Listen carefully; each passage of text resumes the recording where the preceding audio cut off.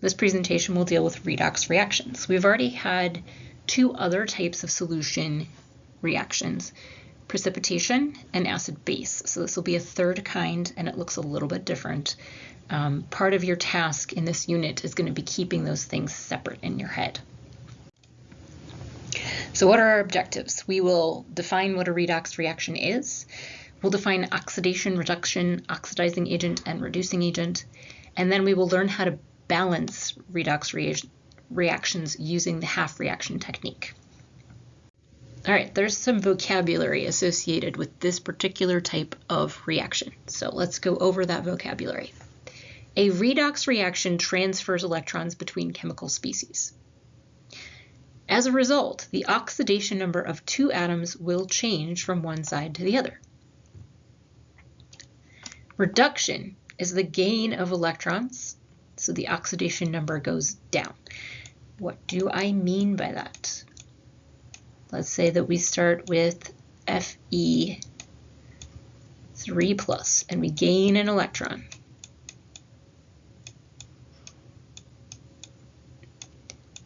Three minus 1 is 2. The iron is now 2+. The iron was reduced. So the oxidation number went down. Reduced caused the oxidation number to go down because we gained electrons. All right, oxidation is the loss of electrons, so the oxidation number goes up. That would be the case where we go from Fe2+, and we lose an electron. So on the other side, we have Fe3+ plus an electron.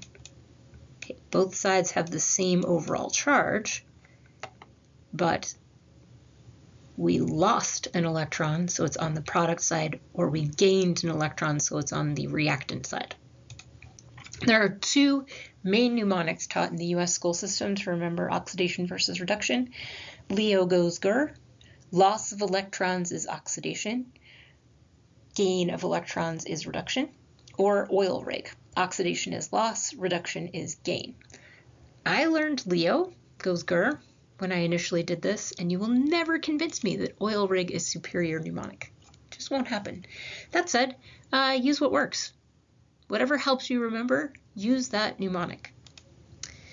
Now, this can be confusing, this next bit. The species that is reduced is the oxidizing agent, and the species that is oxidized is the reducing agent. Now, it does make sense. If you are reduced, then you must be oxidizing the other thing, so it's the oxidizing agent. But this is a confusing verbal tick when you first start learning these things. So go over it however many times you need to get it straight in your head. Honestly, it took me a good month to get this vocabulary straight when I was doing it back in the day.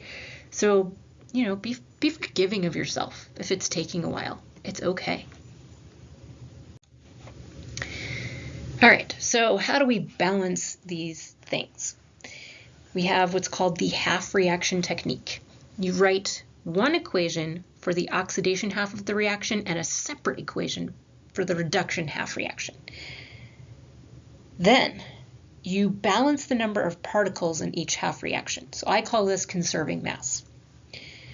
Third step, you balance the charge in each half reaction by adding electrons to the appropriate side. I call this conserving charge or energy. Step 4, you multiply each half reaction by the appropriate whole number to make the number of electrons in oxidation equal to the number of electrons in the reduction equation.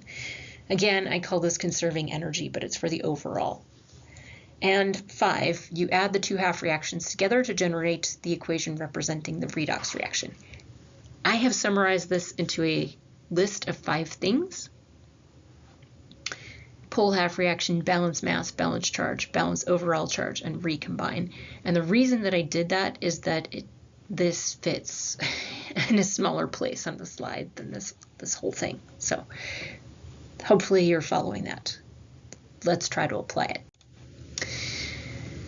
All right, so we have copper chloride plus aluminum becomes aluminum chloride and copper solid.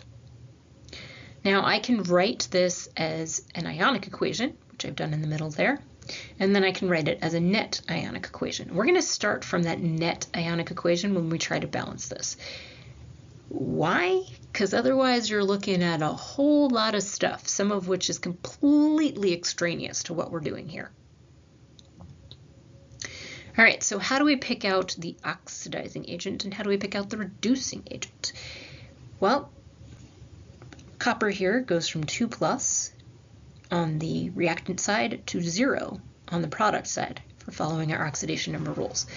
So if we are going from 2 down to 0, that is, you are gaining electrons, it is reduction.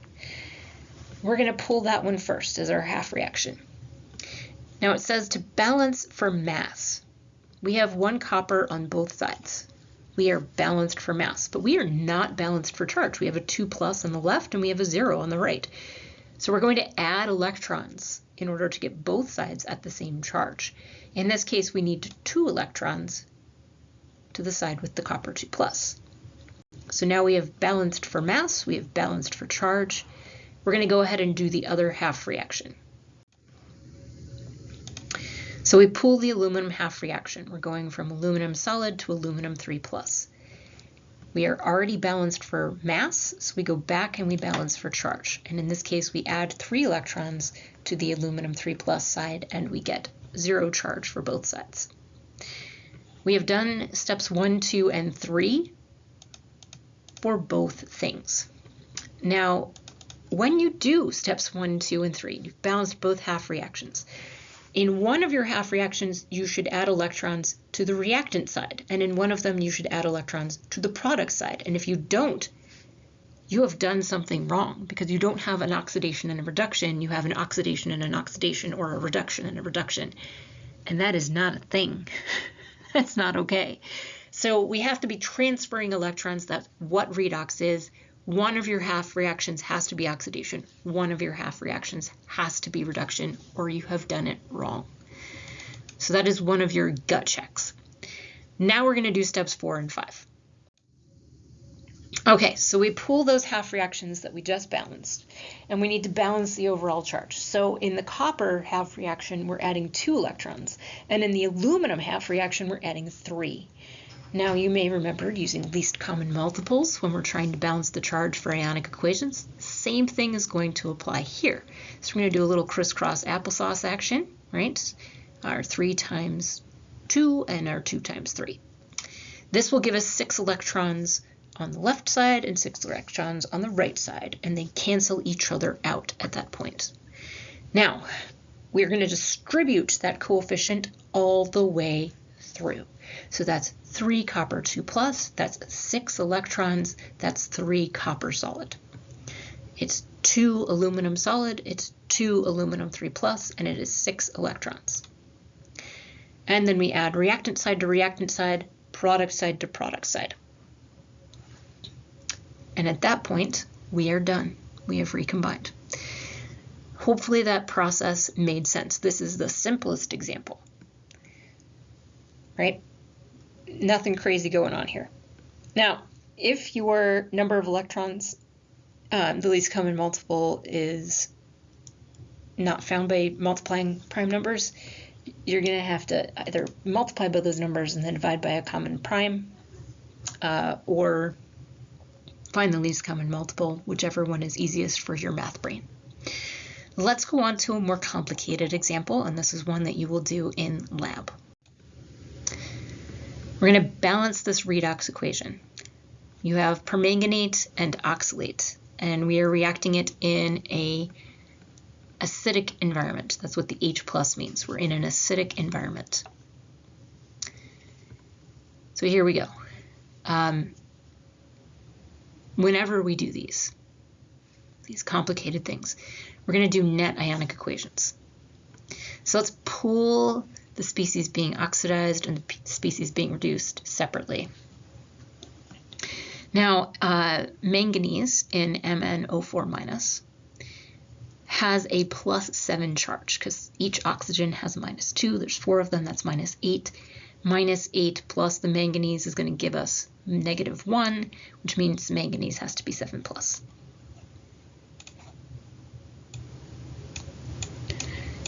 So we're going from 7+ down to 2+. We're being reduced. So the manganese is our reduction reaction. Okay, so let's pull that half reaction. Now, I only pulled the stuff with the metal in it. And here's where it starts to get a little bit confusing. Where did the oxygen come from? Right? Like, I have oxygen and then I don't, so what's going on here? MnO4- is a polyatomic ion. It's not going to split up in solution. So where are we going to get oxygen from? It turns out we're in water. Okay, and because we're in water, we can add water to either side of the equation and it won't matter. It'll still balance. So we're going to add 4 waters to balance out that oxygen. And then we said we were in acidic solution, so we can add as many H pluses as we want, and that's going to come out to 8 H pluses. Okay, so we have MnO4- plus 8 H plus goes to Mn2+ and 4 water. So at this point, we have balanced our mass. 1 manganese on the left, 1 manganese on the right. 4 oxygens on the left, 4 oxygens on the right. 8 hydrogens on the left, 8 hydrogens on the right. Now we go to balanced charge. So this is the bit that tends to confuse people a little bit. Here we go. We're going to take the overall charge on each thing and we're going to add it up. We have -1 here plus 8 times 1, right? Because that's what that charge is. And that in total is equal to +7. Now on the right, this is a 2+ plus 4 times 0. So on the right, we have a +2 charge. Okay, so we need this to balance. We're going to go from +7 to +2. We need to add 5 electrons. So that's what we do. We add 5 electrons to the left-hand side, and that's going to balance our charge for that half reaction. So let's try with the oxalate. I'm going to pull the other one. So we're going C2O42- to CO2. Balancing for mass on this one, stupid easy, right? Take a look. All you need is a coefficient in front of carbon dioxide. 2 carbon dioxides. So now we're going to go back and we're going to balance for charge. You have a 2- charge on the left. You have a 0 charge on the right, which means that we're going to add 2 electrons to the right. So previous one with the manganese, we added electrons to the reactant side, and this one we're adding electrons to the product side. When you add to the product side, it is losing electrons, that's oxidation. When you add to the reactant side, it is gaining electrons, that's reduction. So this is the oxidation reaction. We have now balanced both half reactions for mass and charge. So now we get to do steps 4 and 5. We're going to recombine these suckers. So I just pulled the reactions that I balanced, and I have 5 electrons on the top. I have 2 electrons on the bottom. The least common multiple is 10. So we're going to cross multiply. And again, you want to distribute all the way through. So this will be 2 MnO4-,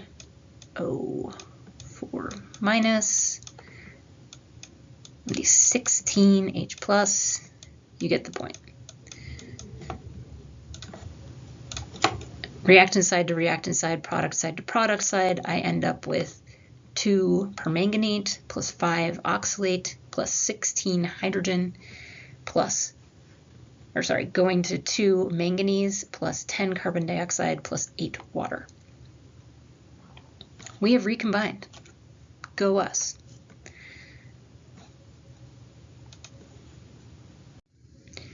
Okay, but let's consider the scenario where we are in basic solution instead. We have currently solved for the case where we have acidic solution. If we add H plus and OH minus, acid-base reaction, we make water. So that's what we're going to do. We are going to add OH minus to both sides, and we're going to make it equal to the amount of H plus we have.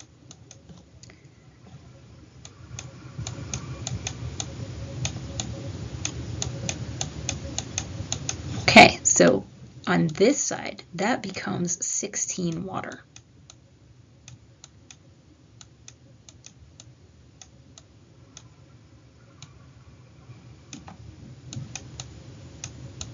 Okay, so I'm going to do that because my handwriting is not great. I'm not going to type all this out. Literally nothing has changed except now we have 16 water on the left and 16 OH minus on the right. We have not changed the mass balance because we did the same thing to both sides. At this point, we're going to simplify the equation. We have 8 waters on the right that we're going to cross off, and on the left, we're going to cross off 8 of the 16 that we had. And then we're going to rewrite the equation. So our new balanced equation, if we're in basic solution instead of acidic solution, we have 2 permanganate plus 5 oxalate plus 8 water becomes 2 manganese plus 10 carbon dioxide plus 16 OH minus. Now I recommend that you use this method instead of trying to figure it out by adding OH minus. Let's just say that it's tedious the other way. So always solve as though it's in acidic solution and then go back and do this little trick to turn it into basic solution if you have to. All right, so to summarize, you're always going to pull the half reactions. Balance for mass, balance for charge, balance the overall thing for charge, and then recombine the equations. And hopefully this process will be smooth sailing. I have my fingers crossed. We're going to do great. But if you get stuck, ask questions. All right.